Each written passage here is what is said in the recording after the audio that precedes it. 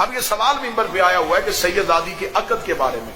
سیدزادی کا عقد ہر صورت میں قرآن کی نص کے مطابق سیدزادی کا حق غیر سید سے حرام. اللہ نے قرآن میں کہا ہے کہ نبی کی بیویاں تمہاری مائیں ہیں، خالائیں نہیں کہا،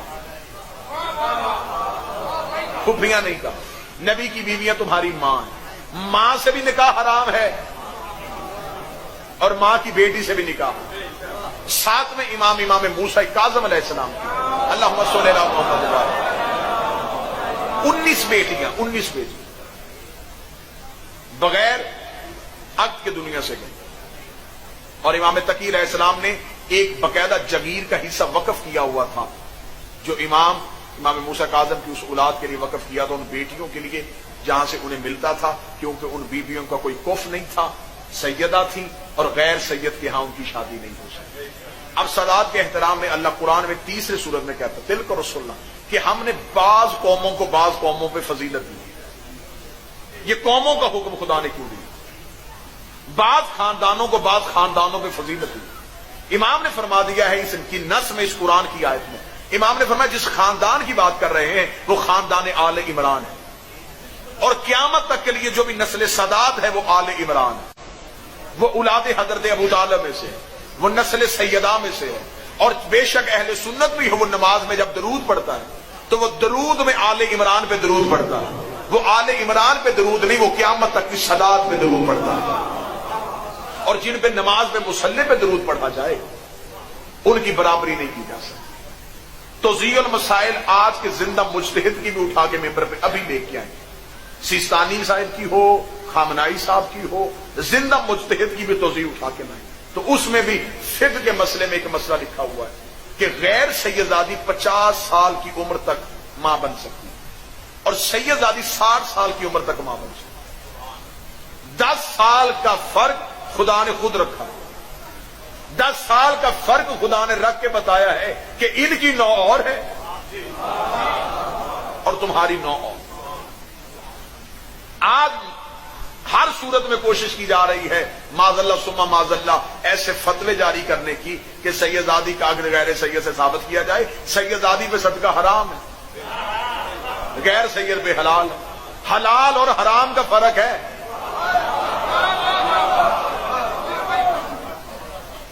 بالکل سیدزادی کے ہاں سیدزادی کی طرف کسی نے اگر یوں، اور یہ لفظ ہیں کہ جب مولا امیر المومنین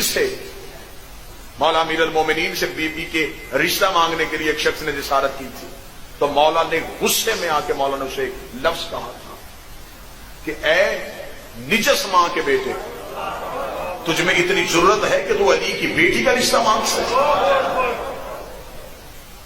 قیامت تک کے لیے جو نسل سادات ہے یہ نسل جناب سیدہ فاطمہ الزہرا. ایک سید کی خدمت کرنا، ایک سید کی خدمت کرنا.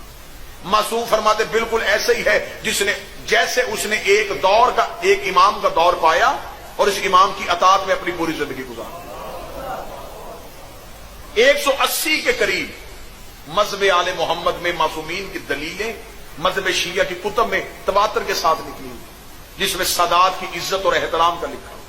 اتنا سادات کی عزت اور احترام کے نجف کے عالم دین انہیں خود امام حسین علیہ السلام نے اپنے کربلا میں زائرین کے جو وقف جگہ ہے، امام نے کہا تھا کہ جب یہ عالم دنیا سے جائے تو اسے میرے حرم میں جگہ دینا، اسے میرے حرم میں قبر کی جگہ دینا. وہاں کے جتنے مجاورین تھے اس نے عالم دین کو کہا کہ مختلف لوگوں کو خواب میں یہ آیا ہے کہ جب یہ عالم دنیا سے جائے تو اسے میرے حرم کے اندر قبر کی جگہ دینا. تو انہوں نے اسے کہا کہ ہمیں کوئی عمل ایسا بتا جو عمل آپ کرتے ہیں جس کی وجہ سے حسین نے آپ کو اتنا قبول کیا. انہوں نے کہا کہ میں اپنی پوری زندگی میں نوٹ کرتا ہوں کہ میں نے کون سا ایسا عمل کیا.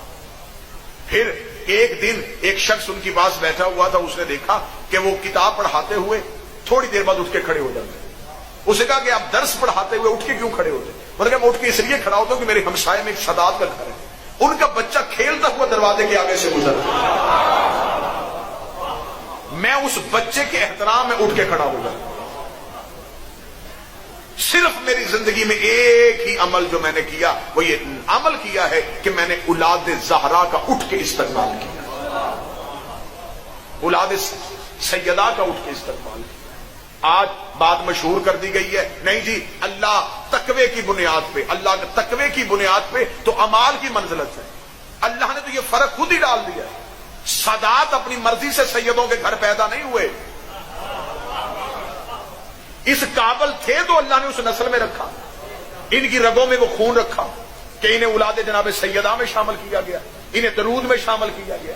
ان کے ہاں خمس، اور خمس کے بارے میں امام سے پوچھا گیا تھا کہ مولا یہ سادات کو جو خمس دیا جاتا ہے کیا یہ پیسہ سادات کا حق ہے؟ امام کے چہرے پہ جلال آیا، امام نے کہا تجھے شرم نہیں آتی؟ تجھے نہیں پتا دین اسلام میں سب سے زیادہ خرچہ ہماری ماں خدیجہ کا تھا؟ قیامت تک کے لیے بھی امت،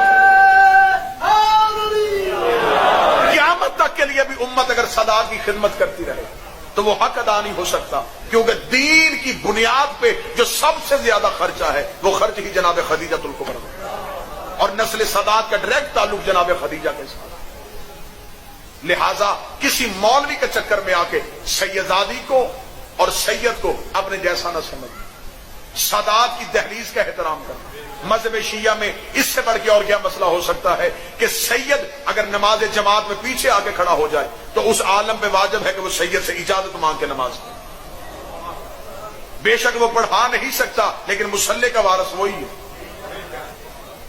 ممبر کے وارث بھی سادات ہیں، مصلی کے وارث بھی سادات ہیں۔ اگر ہم ممبر پہ بیٹھ کے آپ کے سامنے تقریر کرتے ہیں تو یہ سادات ہمیں اختیار دیتے ہیں کہ ہم آپ کو اختیار دیتے ہیں کہ آپ ممبر میں جا کے ہمارے جد کے فضائل پڑھیں۔ دراصل ممبر